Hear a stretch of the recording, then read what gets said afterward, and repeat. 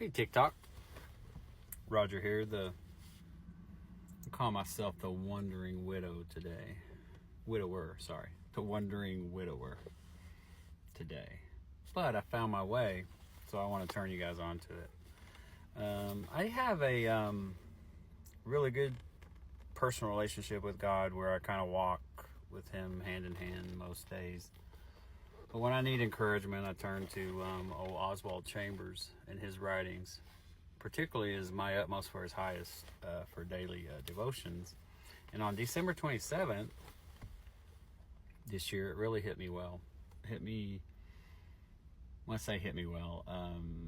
Caused me to pause, reflect, and see that I was with a situationship I had.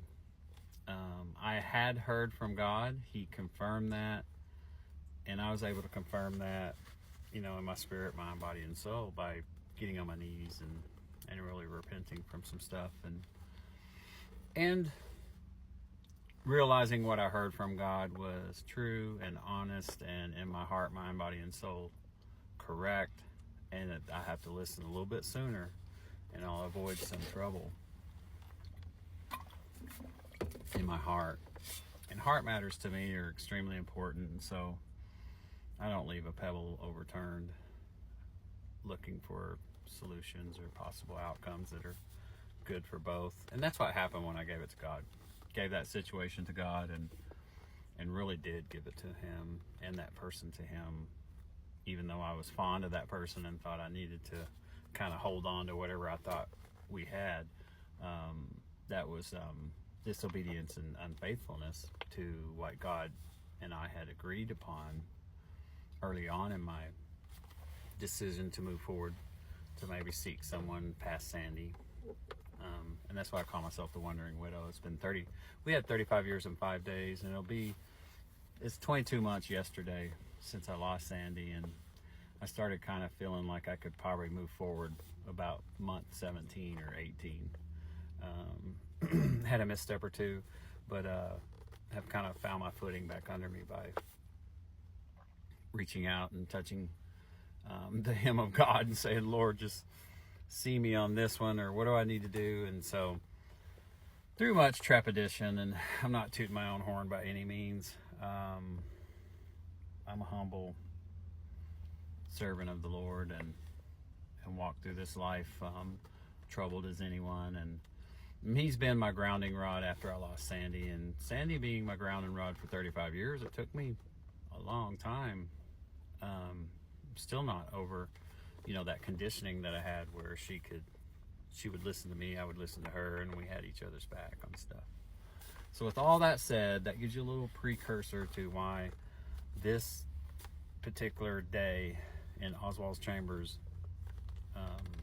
devotional on December 27th really hit home for me. Where the battle is won or lost is kind of the title of this. And it's out of Jeremiah 4:1 is the verse that he talks about. And it's, if you will return, O Israel, says the Lord. And what that's setting us up for is what his commentary is here. And I'll just read it to you. Our battles are first won or lost in the secret places of our will in God's presence, never in full view of the world. So what that's saying is you fight your little battles with God early on in life and throughout your life. He would rather you fight them with Him in the private than for your life to blow up in public. Okay? And mine has done both. The Spirit of God seizes me, and I'm compelled to get alone with God and fight the battle before Him. Until I do this, I will lose every time. The battle may take 1 minute or 1 year, and it's been 1 year for me, honestly, quite honestly. But that will depend on me, not God. However long it takes, I must wrestle with it alone before God, and I must resolve to go through the hell of renunciation or rejection, at both, before Him. Nothing has any power over someone who has fought the battle before God and won there. It is so true. Let me read that again. Nothing has any power over someone who has fought the battle before God and won there.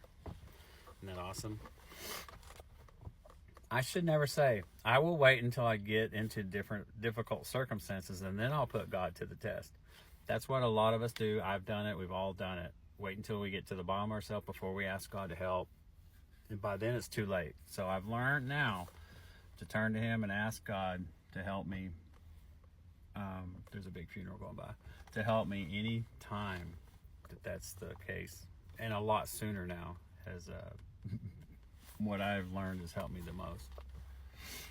Man, let me turn that around and show you guys. Lots of popo and a fire department. I think there might be a funeral for a downed officer is what I'm guessing.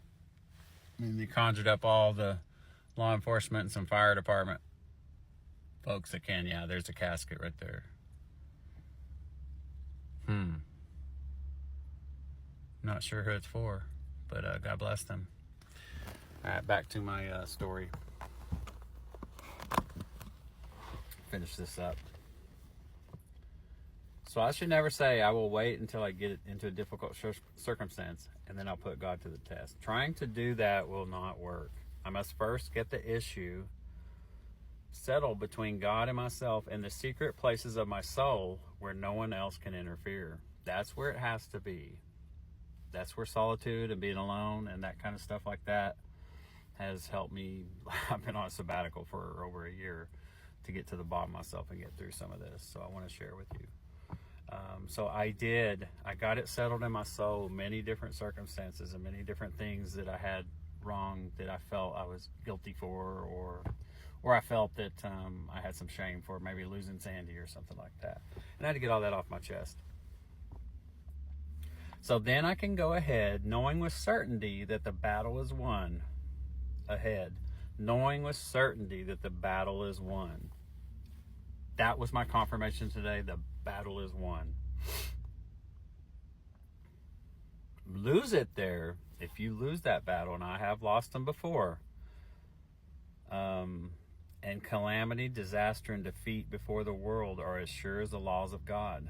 The reason the battle is lost in that I fight it first in the external world. So don't fight it in the external world. Fight it in the secret places with God. That's where you have to fight it. Get alone with God. Do battle before him and settle the matter once and for all.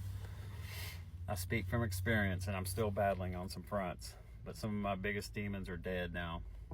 That had me, that could remind me of things that had me disabled. They can no longer.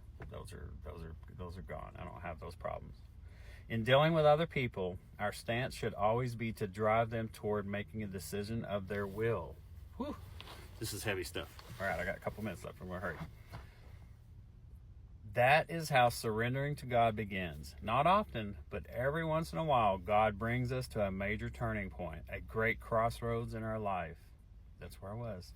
From that point, we either go toward a more and more slow, lazy, and useless Christian life, or we become more and more on fire, giving our utmost for his highest, our best for his glory. That's what we were designed for. We're going to shine his glory for eternity. And to the degree we give ourselves to our purpose and the will of God for us here on this earth, to the degree we give ourselves to that purpose and to the will of God on this earth, is to the degree he will reach down, use us as a vessel, and pour his love through us and onto others. Or it'll feel like you're bottled up and about to die, because that's what was going on with me. I had so much bottled up from losing Sandy and not being able to pour it on anyone. Because I did lavish on Sandy, my love and affection and devotion and all that stuff that a good husband does. And I have lessons learned from her that I want to improve upon on the next lady. So with my last 30 seconds or so, I want to encourage you to give your battles to God, whether that's a person, your kids, whatever it is. Give everything to God, one at a time, as much as you can let go. And then you're not attached to that over God, and it's not idol worship, because we can worship other things than God, ourself even. So find yourself in solitude with God, fight your battles, get to the bottom of them, get healing, forgive yourself, forgive others, remove bitterness, love yourself, and you can love others.